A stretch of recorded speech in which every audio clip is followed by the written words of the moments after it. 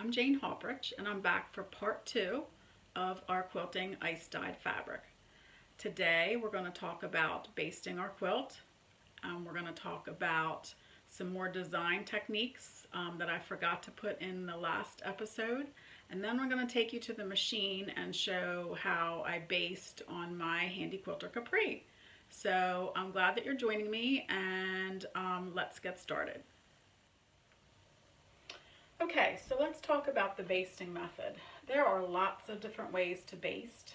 There is basting spray. Remember, if you use that, to use your spray very lightly, so that if you get too much spray in there, you will end up gunking up the needle, and the thread won't like that very much as you're trying to quilt it. I tend to like this method, and with this method, here's what I do. I lay down my backing fabric nice and tight by using some painter's tape. And then once I get that all nice and flat on a nice hard flat surface, then I layer my batting down, and I go ahead and tape that down nice and flat. And then I go ahead and I add my top piece, my quilt top. And I also secure that down with tape, and I make sure that I've got everything nice and taut. And then I go and I pin, and you can use safety pins, and we also have these. These are called pin moors. Pin moors are just these little nubs that will fit right on the end of your straight pin. So you can just go right through your fabric, and you can secure this right on the end, and there you have it. Any way works. But what I typically do, especially since I'm going to be doing a lot of ruler work on this particular quilt, I will take this to my machine, and we'll do that in a little bit, and we're going to baste it. So I'm going to use the basting stitch on the Capri, and we'll baste it down, and then I can take all those pins out, and I won't have to worry about having to work around them when I'm using my rulers.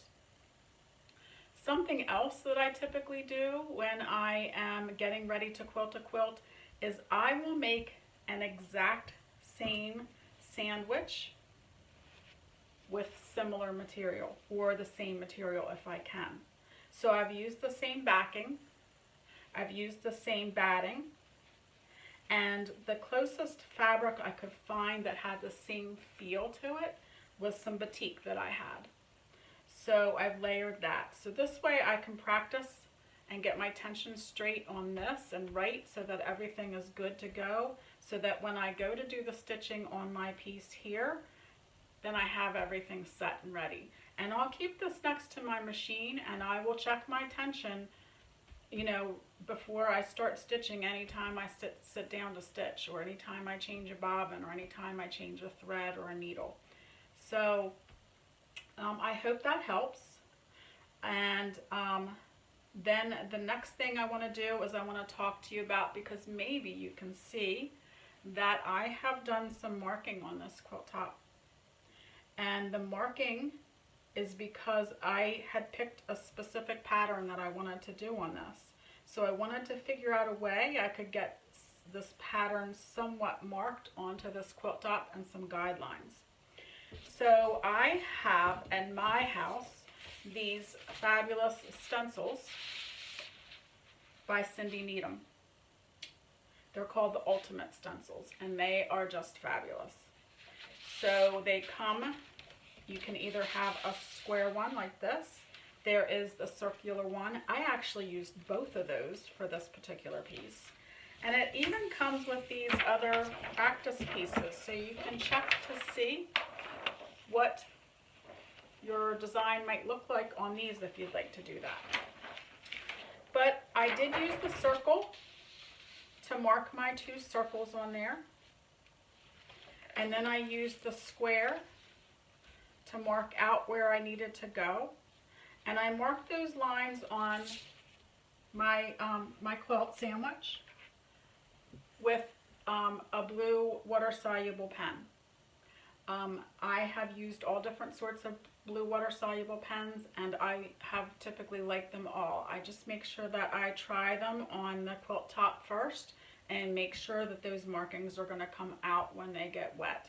So make sure that you test your marking utensils first before you put them to use on your fabric. Okay, so I am going to start taking this up.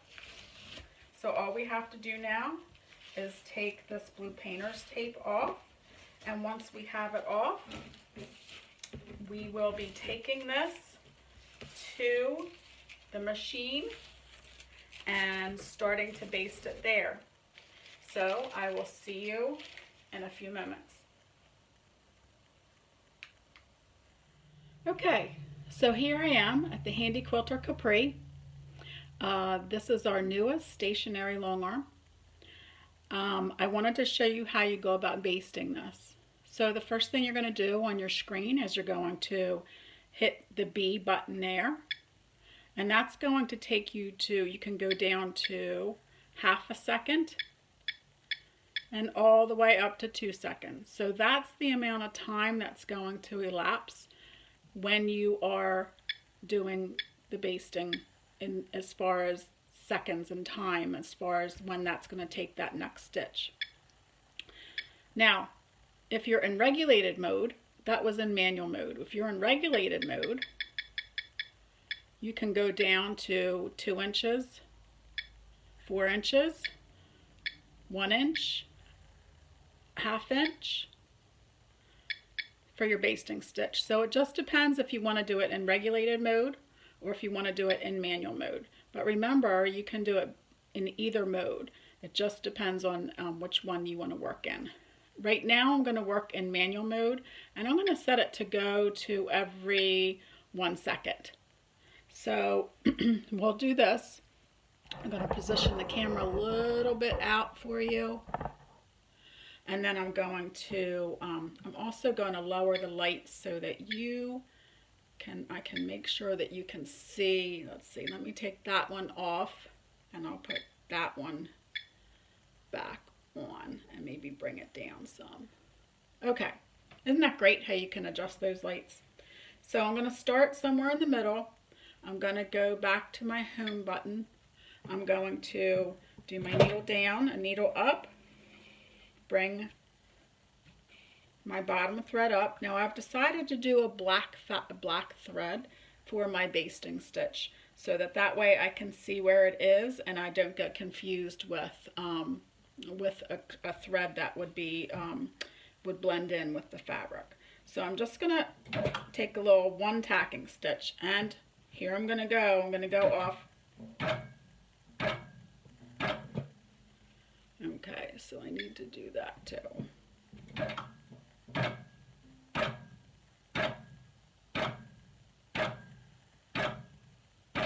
So you see how you can do it that way. I think I'm going to try too. I would like to try it in regulated mode because I've not tried it that way before. So I'm going to try it in regulated mode. Alright, so I've decided I'm going to work in regulated mode, and I'm going to do a basting stitch every 1 inch. So I'm just going to go ahead and move my fabric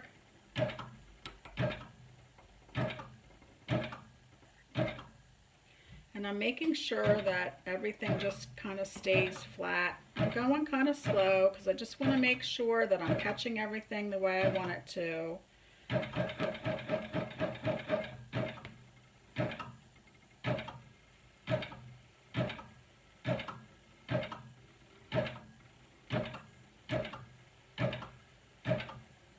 And I'm just going to work my way down and back until I have everything pretty much in place. This is a small piece that's probably not going to really go anywhere, but I do want to make sure that I give it the attention that it needs to have so that the fabric does not go all over the place.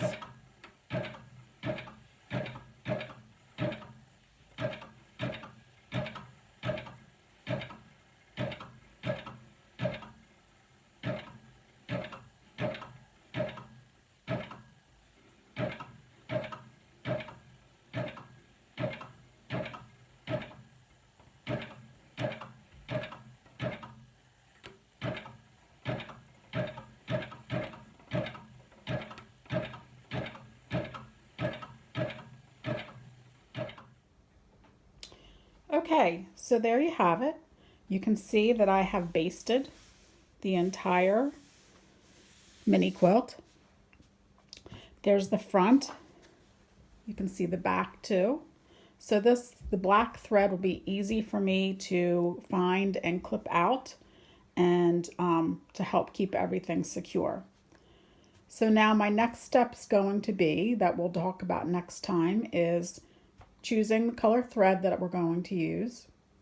And then we're going to go and figure out what rulers we're going to use so I can hit some of these marks that I've chosen to make.